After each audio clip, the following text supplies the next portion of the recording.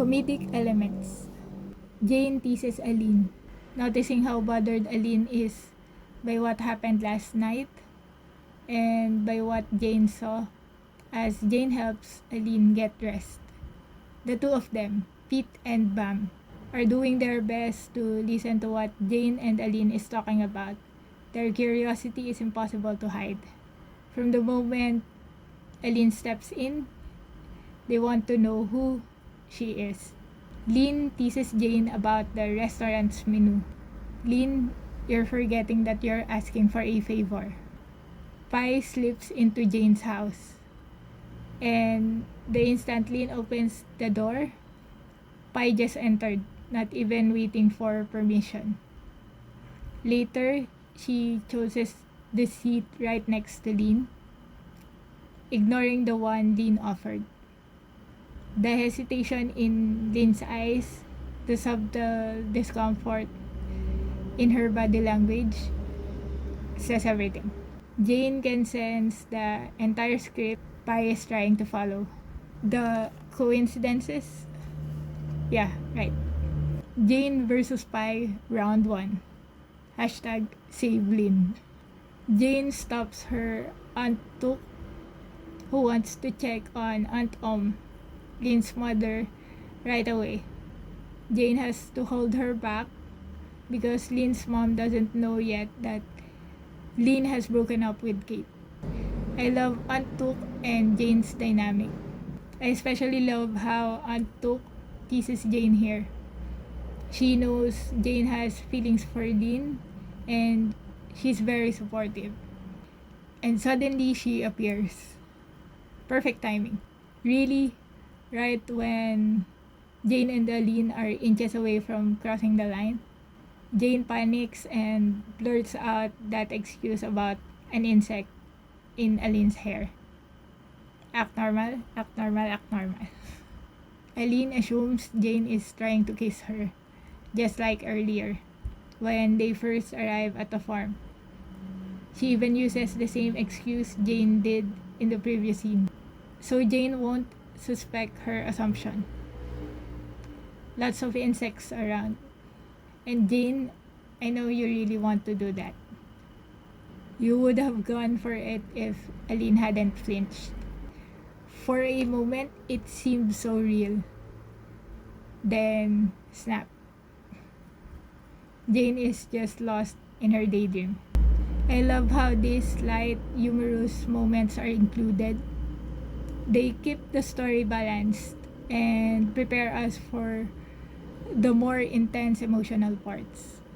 I saw in one of their vlogs, Lena and Miu's, that Miu likes brown and brown colored food. And I just noticed that they incorporated that into the show. That's what heartbreak feels like. Better to hurt now than be lied to for longer. If someone doesn't love you anymore, why keep loving them? If they love someone else, then breaking up is the right thing. A story makes food taste better, and stories make people stronger too.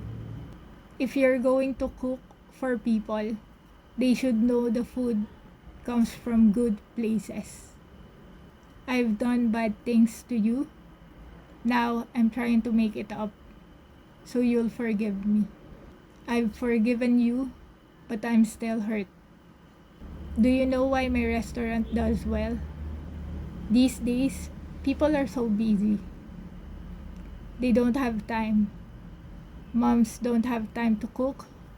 Kids don't have time to go to eat. Everyone's busy with work and school, eating out every day. And they forget the taste of simple food their mom used to make. So I make those dishes in a more interesting way. But they still taste familiar. When people eat them, they remember childhood and dinners with the whole family. It fills their stomach, warms their heart, and makes them want to come back again. I'm really curious. Can Miu really cook in real life? Jane's Instagram? Yes, I checked it. Like I did with the restaurant's IG. But I can't find this one. The camera is in the car trunk. Why not put it in the back seat? White clothes in the farm? Definitely not a good idea. Just thinking about getting all that dirt out makes me exhausted. These eggs survived inside a moving car, just sitting in a basket. I'm curious, could the car they used really handle that? How slowly were they driving? The basket didn't even have any cover or support. How to wear an apron according to Jane. In the following episodes, I'll be adding more filming locations and clarifying details from the previous ones. Example, if a place I mentioned was a part of another location, or if I said two locations were the same when they were actually different. So here are the places we saw in the first episode. And here are the additional locations featured in this episode. Dear December or Decemberate Cafe. Though I like Decemberate more. It's a fun wordplay combining December and celebrate. So, how do we actually pronounce it? The farm. And to clarify, the fountain and the ark from episode 1, where Jane and Alin last met 8 years ago, are actually part of Jane's house, as proven in this scene. SMEG refrigerator, Dutch mill white malt, Vaseline glutathione. Passing out. Drink in moderation and know your limits to avoid anything bad happening. Trust me, you wouldn't want to ruin a great time.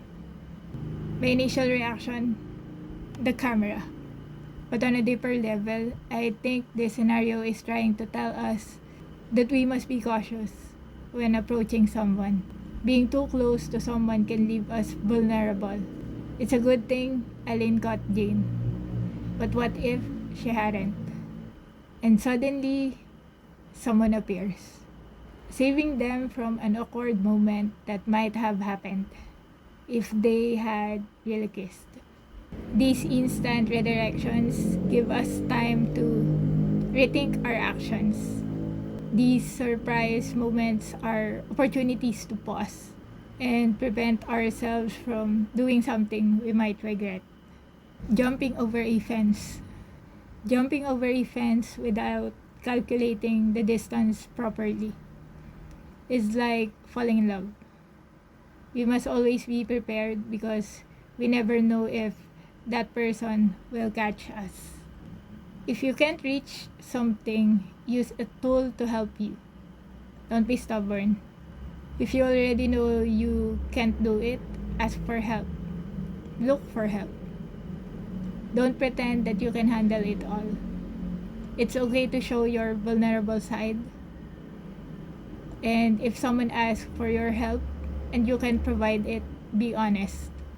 You don't always need to act tough. The discovery of an unspoken feeling. Will you confront it or will you just let it be and act like you didn't notice?